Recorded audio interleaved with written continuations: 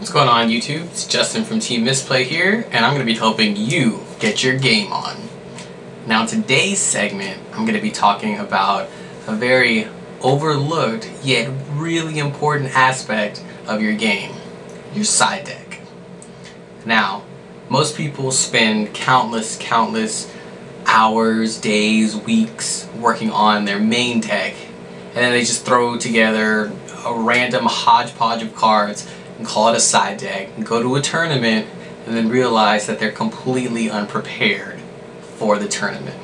Now, what most people seem to just, I guess, throw by the wayside because everybody knows it's coming is that you're going to be playing a second game and possibly even a third game if you don't blow your opponent out, or if you happen to be playing in a traditional format with Victory Dragon. It's about the only time I think that you'll be able to get away with not having a side deck. Now, in side deck cards, what I've come to realize is that you've got to be able to handle acting proactively, acting reactively, and understanding when to do what. Now, say you lose game 1. So you decide to go first game 2. You side deck.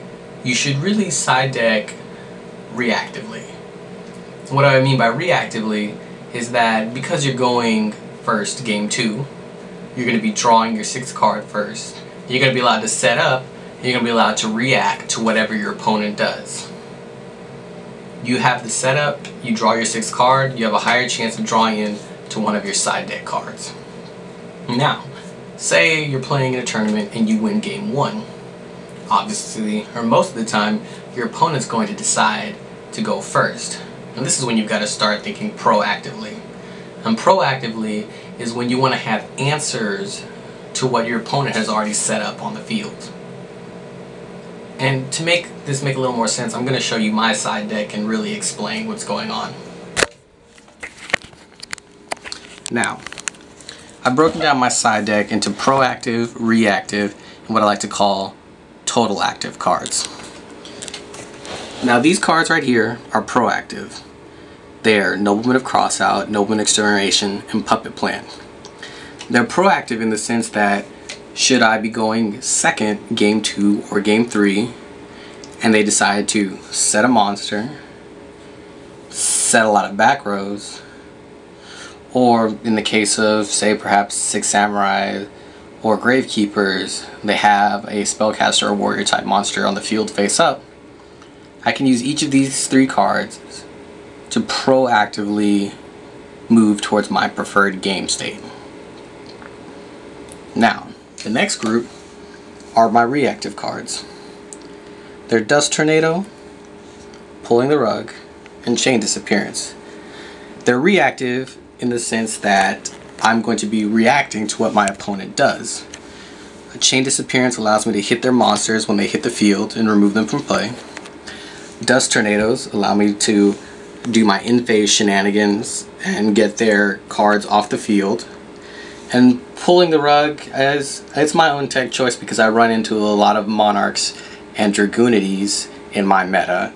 So if I activate Pulling the Rug, then I can destroy their monster before they get to their big plays with their monsters. And then lastly, I have total active cards. Now these cards can be used proactively and reactively. I have Cyber Dragon, DD Crow, and Consecrated Light because I run into a lot of dark cards in my meta. And these cards can be used game 1 and game 2 and game 3, no matter whether you're going first or second, and they work very well and very consistently. So what you have to understand is when you're going through your game and you're understanding how you're going to be playing, the right mix of proactive and reactive and total active cards can really generate pluses and create a game state that's more suitable for you. You don't want to be going second and setting these reactive cards and your opponent has already placed outs for them. You don't want to be going first and having all of these proactive cards and they become dead cards in your hand. And again, with the total active cards, these cards can be used proactively or reactively. So creating the proper mix that works well with the synergy of your cards will create a better game state for you. So, if you have any comments or questions regarding side decking and the strategies that I've presented, please leave them below. Don't forget to thumbs up the video, like the video, and subscribe.